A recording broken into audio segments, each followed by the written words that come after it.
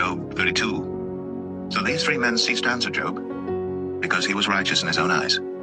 Then was kindled the wrath of Elihu, the son of Barachel the Buzite, of the kindred of Ram. Against Job was his wrath kindled, because he justified himself rather than God. Also against his three friends was his wrath kindled, because they had found no answer, and yet had condemned Job. Now Elihu had waited till Job had spoken, because they were elder than he. When Elihu saw that there was no answer in the mouth of these three men, then his wrath was kindled. And Elihu, the son of Barachel, the Buzite, answered and said, I am young, and ye are very old. Wherefore I was afraid, and durst not show you mine opinion. I said, days should speak, and multitude of years should teach wisdom. But there is a spirit in man, and the inspiration of the Almighty giveth them understanding. Great men are not always wise, neither do the aged understand judgment. Therefore I said, hearken to me, I also will show mine opinion. Behold, I waited for your words, I gave ear to your reasons, whilst ye searched out what to say. Yea, I attended unto you, and behold, there was none of you that convinced Job, or that answered his words. Lest ye should say, we have found out wisdom, God thrusteth him down, not man. Now he hath not directed his words against me, neither will I answer him with your speeches. They were amazed. They answered no more. They left off speaking. When I had waited, for they spake not, but stood still, and answered no more, I said, I will answer also my part. I also will show mine opinion. For I am full of matter. The spirit within me constraineth me. Behold, my belly is as wine, which hath no vent. It is ready to burst like new bottles. I will speak, that I may be refreshed. I will open my lips and answer. Let me not, I pray you, accept any man's person, neither let me give flattering titles unto man. For I know not to give flattering titles, and so doing my Maker would soon take me away.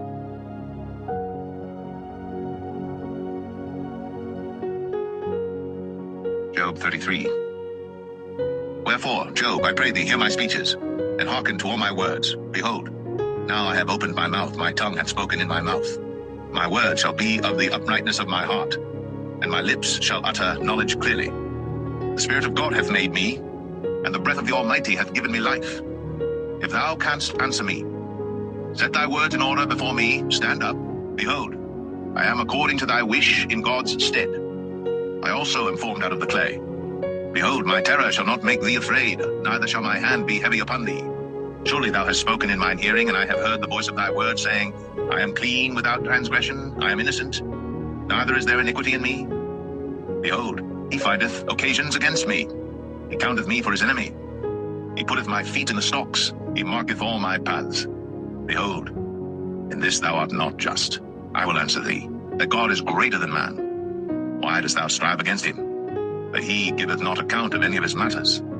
For God speaketh once, yea, twice, yet man perceiveth it not. In a dream, in a vision of the night, when deep sleep falleth upon men, in slumberings upon the bed, then he openeth the ears of men, and sealeth their instruction, that he may withdraw man from his purpose, and hide pride from man. He keepeth back his soul from the pit, and his life from perishing by the sword. He is chastened also with pain upon his bed, and the multitude of his bones with strong pain, so that his life abhorreth bread, and his soul dainty meat. His flesh is consumed away that it cannot be seen, and his bones that were not seen stick out. Yea, his soul draweth near unto the grave, and his life to the destroyers. If there be a messenger with him, an interpreter, one among 1,000, to show unto man his uprightness, then he is gracious unto him, and saith, deliver him from going down to the pit. I have found a ransom. His flesh shall be fresher than a child's. He shall return to the days of his youth. He shall pray unto God, and he will be favorable unto him. And he shall see his face with joy, for he will render unto man his righteousness. He looketh upon men, and if any say, I have sinned and perverted that which was right, and it profited me not, he will deliver his soul from going into the pit, and his life shall see the light. Lo, all these things worketh God oftentimes with man, to bring back his soul from the pit, to be enlightened with the light of the living. Mark well, O Job, hearken unto me, hold thy peace, and I will speak. If thou hast anything to say, answer me, speak. For I desire to justify thee. If not, hearken unto me, hold thy peace, and I shall teach thee wisdom.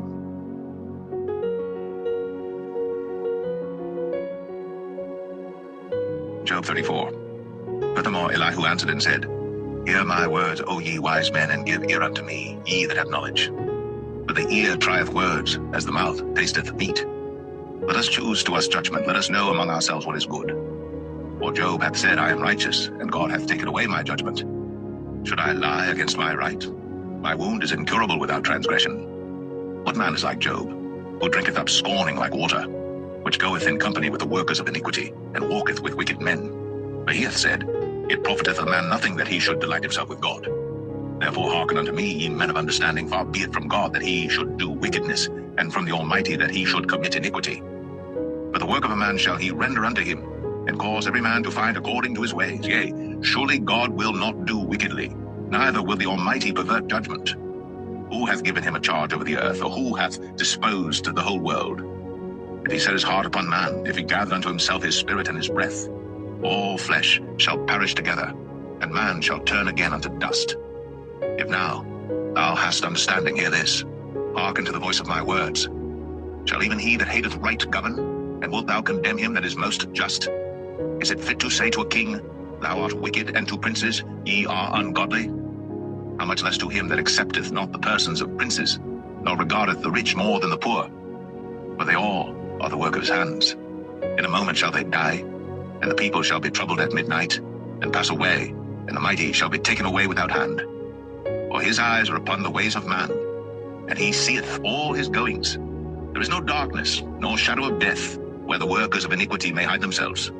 For he will not lay upon man more than right, that he should enter into judgment with God. He shall break in pieces mighty men without number, and set others in their stead. Therefore he knoweth their works, and he overturneth them in the night, so that they are destroyed. He striketh them as wicked men in the open sight of others, because they turned back from him, and would not consider any of his ways.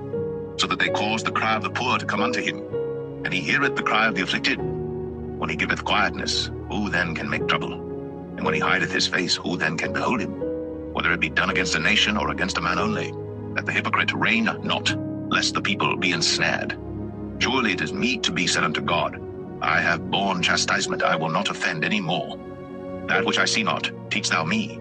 If I have done iniquity, I will do no more. Should it be according to thy mind, he will recompense it, whether thou refuse or whether thou choose, and not I. Therefore speak what thou knowest. Let men of understanding tell me, and let a wise man hearken unto me.